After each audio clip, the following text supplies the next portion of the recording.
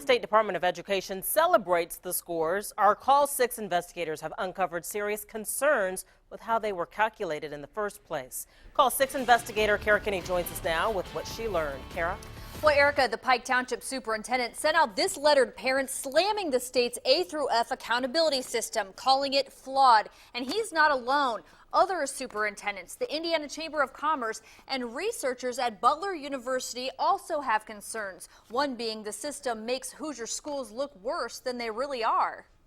I'm a former public school teacher. Dr. Katie Brooks is also an associate professor with Butler University. She analyzed Indiana's A through F accountability system and says it places too much emphasis on performance and not enough on growth. There's some serious validity issues and reliability issues with using standardized test scores for school and teacher level accountability. Brooks says data shows the system used by Indiana has no impact on student achievement. I think it's a flawed system, and I really think it's educational malpractice. Because if you go to a doctor and they give you a test, and they base all their conclusions based on one test, you know, if they give you an EKG and make, you know, say that you're fine, and they don't do lots of other kinds of tests, that would be malpractice. So Indiana's higher. Dr. Vic Smith is a retired educator with 40 years under his belt. He's spent 3 years analyzing Indiana's accountability system. The biggest problem is that it's undervaluing Indiana schools. It's just miscalibrated. Florida gives 6% of their schools D's and F's.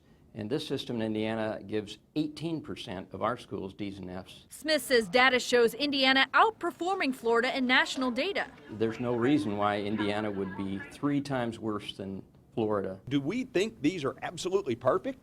No. Superintendent of Public Instruction Tony Bennett denied the grading system is unfair to students and teachers. I don't think anybody can make an argument that the state's being unfair to anyone. Dr. Smith says labeling a school as a D or F could have negative consequences for bringing jobs to Indiana. This system needs to be revised to get a truer picture of Indiana schools. Now, the Department of Education also released a statement in response to critics saying they're celebrating, not playing politics. The IDOE spokesperson says the accountability system was thoroughly vetted and approved through the state's rulemaking process. Kara Kinney, RTV6.